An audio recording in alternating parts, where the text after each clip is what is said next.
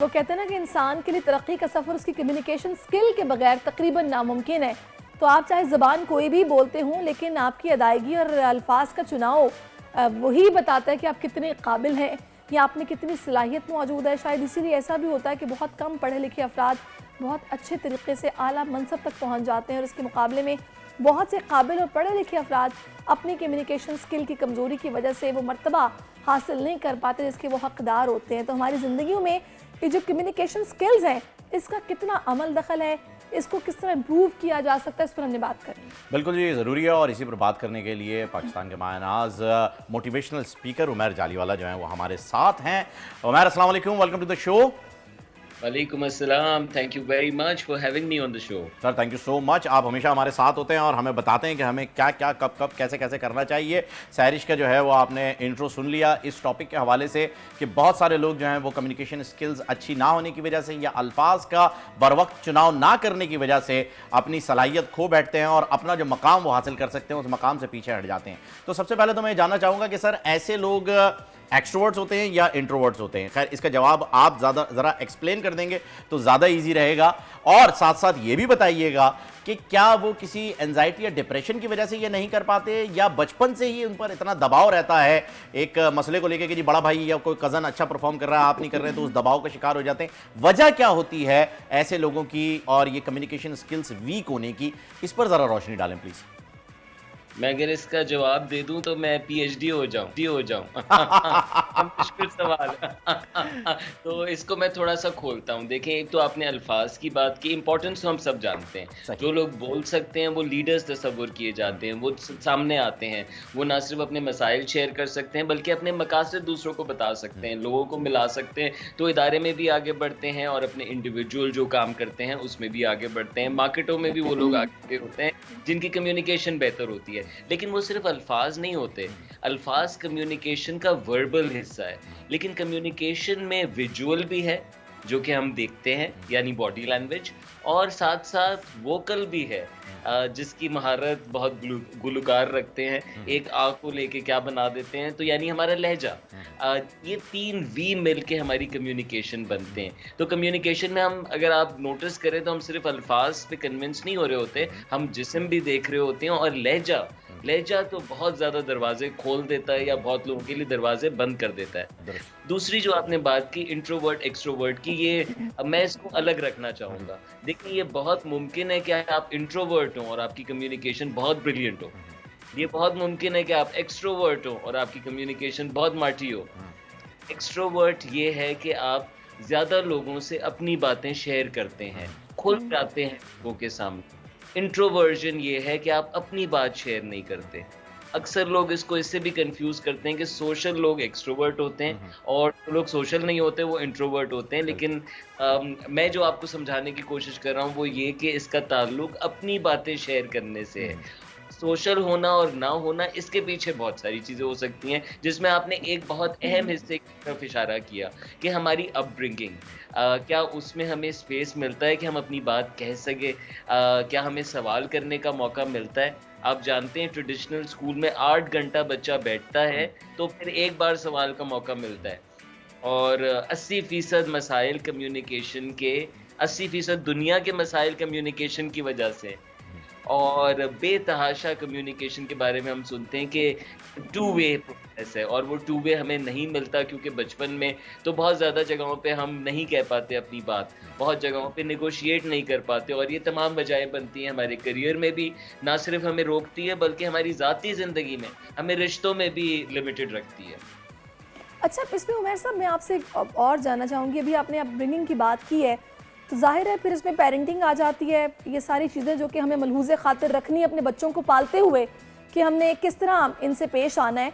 अक्सर मैंने देखा है कि बच्चे बहुत टैलेंटेड होते हैं, हम कहते हैं कि जनाब इसके पास बहुत नॉलेज है, और अगर आप इसे डिस्कशन शुरू करो ये अपने अंदाज में हमें बहुत सारे ऐसे पॉइंट्स बताता है कि जो कि हम हैरान होते हैं कि इसको ये भी पता है, लेकिन फिज़िकली या फिर बात करने में वो बिल्कुल ऐसे माठा बच्चा होगा कि चुप करके बैठा रहेगा, ज़्यादा बात नहीं करेगा, बहुत सुस्त होगा और हमें लगेगा कि यार किस तरह मुकाबला करेगा दुनिया का। तो ऐसे बच्चों के हवाले से मुझे जरा बताइएगा कि ये पेरेंट्स कोई गलती करते हैं कि जब वो टैलेंटेड भी है, दिमाग उसका चलता है, लेकिन फिजिकली बॉडी लैंग्वेज उसकी जीरो है, स्पीकिंग स्किल्स उसकी इस तरह से बात करने वाली डिस्कशन भी करेगा तो जिस तरह बुजुर्ग करते हैं आहिस्ता आहिस्ता बोल के, इसकी क्या वजह है? जी, बहुत सारे बच्चे मुझे भी बहुत एनॉय करते हैं ऐसे बच्चे, क्योंकि बच्चों में एनर्जी दिखनी चाहिए, पैशन जो आप बात कह रही हैं वो दिखना चाहिए। लेकिन यकीनन आप देखें कुछ ना कुछ चल रहा होता है और हम बच्चों की नफ्सियात अभी जानना शुरू हुए हैं, उस पे डिस्कशंस अब पॉपुलराइज हुए हैं। हमारे स्कूल आप जानती हैं, आपके मेरे स्कूल किस तरह के थे और उसके अंदर क्या तवज्जो थी हमारे ऊपर इनफरादी तौर पे और हमारी नफ्सियात के ऊपर। तो हमारे दरमियान भी 5 बड़े काबिल होते थे और बड़े मशहूर होते थे, उनकी मिसालें दी जाती थी और बाकी सारे के सारे बी ग्रेडर्स और सी ग्रेडर्स होते थे।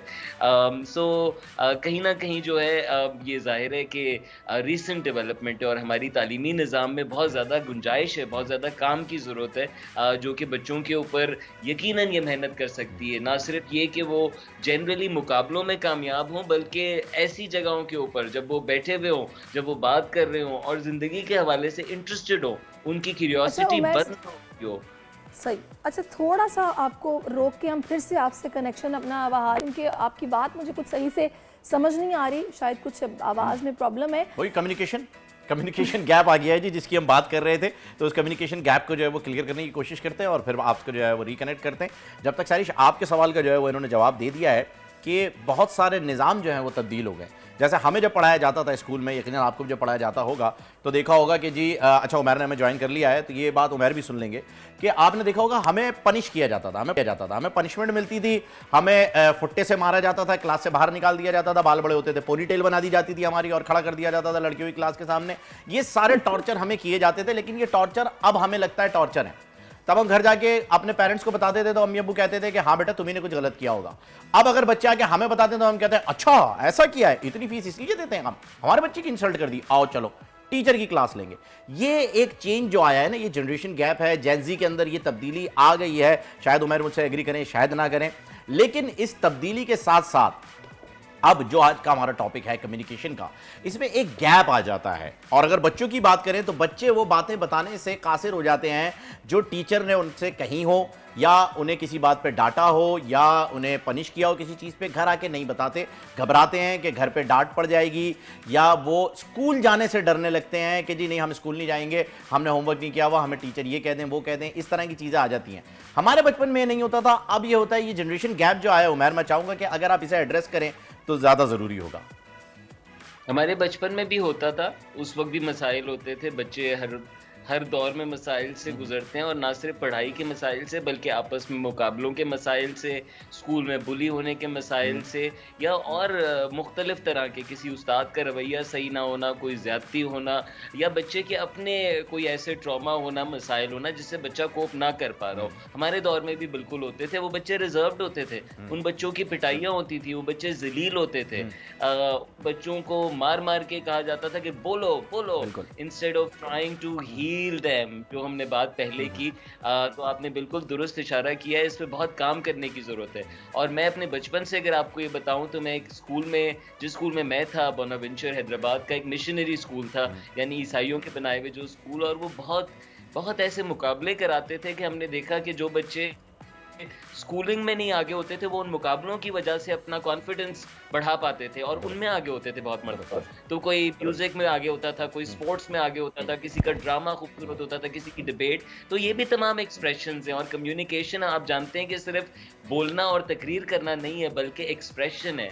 और ह्यूमन एक्सप्रेशन अब तो बड़ा वाइड डोमेन बन गया है, सोशल मीडिया के दौर में हम खास तौर पे देख रहे हैं। तो स्कूल्स को नर्चर करना चाहिए, पेरेंट्स को नर्चर करना चाहिए। और आपने खुद ही जो इशारा किया उस जवाब भी यही है कि अच्छी स्कूलिंग में भी पेरेंट्स, टीचर्स और स्टूडेंट्स, इन तीनों का ट्रायंगल, इस तीनों की कम्युनिकेशन बड़ी अहम है। और पता है आपको, बिल्कुल आपने उमैर सही कहा। और हम ये नहीं कर सकते कि हम भारी भरकम फीसें दे दें और बाद में सारी जिम्मेदारी बस स्कूल पे डाल दें कि आप ही ने बच्चों की तरबियत करनी है, आप ही ने पढ़ाना है, आप ही ने देखना है। हम अपनी नौकरियों पे चले जाएंगे, पैसे बनाने वाली मशीन बने रहेंगे। बच्चों को क्या सिखाया जा रहा है, वो किस स्टेट ऑफ माइंड में है, इससे हमारा कोई सरोकार ना हो तो वो बच्चे कभी भी उस तरह के नहीं बनेंगे जैसा आप चाहते हैं। एक और बात अहम ये भी है कि हम और क्या मिसाल सेट करते हैं कम्युनिकेशन की, हमारे रिश्तों में, हमारे ख़ानदानों में, हमारी अपनी फैमिली में जब क्रिटिकल इश्यूज़ आते हैं, जब मसाइल आते हैं, तो माँ-बाप शट हो जाते हैं, बिल्कुल म्यूट हो जाते हैं। ऐसी चीज़ों को डिस्कशन में नहीं लेकर आते। कई सालों बाद वो चीज़ें दोबारा प्रोसेसिंग में लाई जाती हैं, तो कम्युनिकेशन आप जानती हैं कि बड़ा इमोशन से भी ताल्लुक़ रखती है और बच्चे अगेन स्कूलों में ज़ाहिर है एक दुरुस्त जी, बिल्कुल इमोशन से भी ताल्लुक़ रखते हैं, स्कूल से भी ताल्लुक़ रखते हैं। Thank you so much Umair, आप हमारे साथ थे और आपने बहुत ही अच्छे तरीके कम्युनिकेशन स्किल्स जो है वो कितनी ज़रूरी और कितनी अच्छी होनी चाहिए। सब्सक्राइब करें और बेल दबाएं ताकि कोई खबर रह न जाए।